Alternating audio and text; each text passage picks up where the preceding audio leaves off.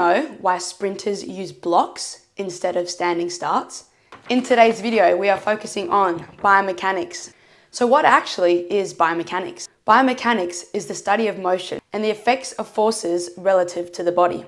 There are multiple types of motion that come underneath biomechanics. The first one is linear motion or translation, which can be a linear pathway in a straight line or a linear pathway in a curved line. Angular motion or rotational motion is when an object or athlete turns about an axis of rotation. There are three different types of axes of rotation where angular motion can occur. The first one is through the medial axis, which is from your navel, so your belly button, to your back. So you imagine that there's a bar or an axis through there. Now, how would you turn? You would turn like that, around. So cartwheeling would be a good example of a medial axis angular motion or rotation. The second one is through the long axis, which is from your head to your toe. Imagine you put an axis down there. How would you move? Well, you would move around in a circle like that. So you would spin. So a ballerina or a gymnast would do that when they spin in a routine. And the third type of angular motion around an axis is through the horizontal axis, which is the most common in gymnasts, where it goes from hip to hip. So pretend you put a bar through there or an axis through there. How would you rotate? Well, you would rotate around it when you do a flip or you do a move on the bars. So when you go on the bars, you're rotating through that axis. When you do a somersault off the diving board, that is angular motion. So it can be in your body or through an object, so the bars or through your own angular motion. Another example of angular motion would be cyclists who use the propelling of their pedals to actually make angular motion through their feet, which then projects them through linear motion, which actually leads me to the third type of motion, which is general rotation. That is a combination of linear and angular motion. So cyclists and runners use this. So when you're running, or swimmers as well, when you're running, you're using angular motion through your hips and through your shoulder joints to run. And then that actually projects or propels your body into linear motion to run forward or around the track. Finally, the fourth type of motion is projectile motion, which is when you throw an object. Now we are moving on to the second point of the syllabus, application of motion to specific sports. There are multiple key points in the syllabus for this section, so we'll go through each one sequentially. So the first one is distance. What is distance? Distance is when a path of a body moves from one point to another. For example, in a 400-meter race, your distance is 400 meters. However, displacement is how far you've moved from the start to the finish. So this is where it gets tricky. In 100 meters, your distance covered is 100 meters, and your displacement is also 100 meters because you start at one end and you finish at the other. However, in a 400-meter race, which is around the track, so a circular track, your distance covered is 400 meters. However, your displacement is 0. You start and finish at the exact same spot. So this is why it's important to know the difference between distance and displacement, because when we're measuring acceleration, we need to know when we are going to use something called speed and velocity. So what is speed? Speed is the distance traveled in the shortest amount of time.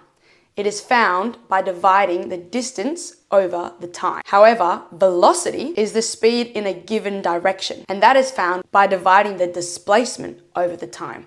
So it's important you don't mix up all four of those different elements. Now we move on to something called acceleration. Acceleration is the rate at which the velocity of a body changes with respect to time. You can have three different types of acceleration. The first is positive acceleration. So that is when you're increasing in speed or velocity. So a good example would be in a 100-meter sprint. When you go out of those blocks, your acceleration is the highest as you've gone from 0 all the way up to however fast you're running. Then we have negative acceleration, which is the decrease in speed or velocity. That usually happens towards the end of a 100-meter race where you start to slow down and tire as you cross the finish line. But the best athletes won't have much deceleration there. Then we have something called zero acceleration, or just nothing, which is usually in the middle where momentum carries you and you're not changing your speed or velocity. It's just the same. Now, moving on from the sprinting side of things, we will move on to the throwing side of things. So what factors affect how far your throw will be in, say, discus or shot put, or even thinking about cricket, if you need to throw to the stumps? How will certain factors affect the result of that throw? So we have something called angle of release. So that is the angle at which you release the ball. So for example, a shot putter will release their angle a little lower, maybe at more than 45 degrees, compared to a jumper who will actually jump at less than 45 degrees to still maintain the best or most efficient jump. So if you try to throw a tennis ball or a cricket ball with no angle of release, it'll go quite flat and not very far. But if you do it too high, so a 90-degree angle release, it'll go too high but not very far at all. So it's important you find that optimal middle ground to get the best result and the most efficient result in terms of speed and time. Then we have other factors like speed of release. How fast are you going to throw the ball? Are you focusing more on speed or accuracy? And we have something called spin. So in sports, particularly like discus or frisbee, it's important you create that spin, which will create the lift underneath the object to then project the object in that particular given motion. Now we are moving on to balance and the principles of balance. So what actually is balance? Balance is the ability to neutralize the forces that disturb the equilibrium. It applies to sports in multiple ways, and there are multiple elements of balance that will affect how efficient the balance is in your sport. So the first element is your base of support. So your base of support is the area bound by the outermost regions of the contact that your feet is on. So whether it be the ground or a surfboard. You are less balanced here compared to here. That is because your base of support is wider and therefore you're distributing your weight further apart. So therefore you're more balanced. So when you bend your knees and your base of support is wider, you're more balanced here than you're here. So that is why a lot of sports players, in terms of, let's say the example, hockey, you get low, so your base of support is more balanced up here, so you're more powerful to pass the ball than being up here, upright, where you have no power at all. The second element is the height of your center of gravity. So your center of gravity is the point around which the body's weight is equally balanced in all given directions. So for example, high jumpers and pole vaulters will manipulate their center of gravity to their advantage. So right now, if I'm standing here, my center of gravity would roughly be in the middle around where my torso is. If I get nice and low, I've now moved my center of gravity lower. And if I were to extend my back like that, some of my body parts here, my hands, make my center of gravity here. So behind me. So therefore I'm able to get up above the bar than if I were to keep my back like that. So you can manipulate your center of gravity depending on the motion or the direction that you're moving. The third element is the line of your center of gravity, or your vertical line. It's a hypothetical line in the middle of your body. So if I'm standing here, I am balanced. However, if I move across to this side, my line or my center line of gravity has moved across with me. The next element is your mass. So how much you weigh in proportion to gravity. So you can manipulate your mass to your advantage. So if you were to think about sumo wrestlers, the more mass you have, you're actually more balanced. So you'll do better if you weigh more. So some sports require you to have more mass and some sports require less mass, depending on the outcome of the sport. Now we are moving on to the next syllabus dot point, which is Newton's laws of motions. So what are they? There are 3 different types of Newton's laws of motion. Newton's first law of motion is about inertia. It states that a body will continue to stay in its state of motion unless an external force is applied. So for example, this weight will continue to stay in my hand like so, unless an external force, like my elbow, is applied to it, and then it moves. So it'll continue to stay in this position unless an external force, so my muscle and tendon, moves. And then it'll continue to move until an external force stops it. So it is stopped by the range of motion of my elbow. Newton's second law of motion is all about acceleration and momentum. Momentum is found by multiplying the velocity times the mass of the object. We have the other side of things, which is called impulse. When I am trying to catch a ball, let's say in cricket, I don't just catch it and it stops there, do I?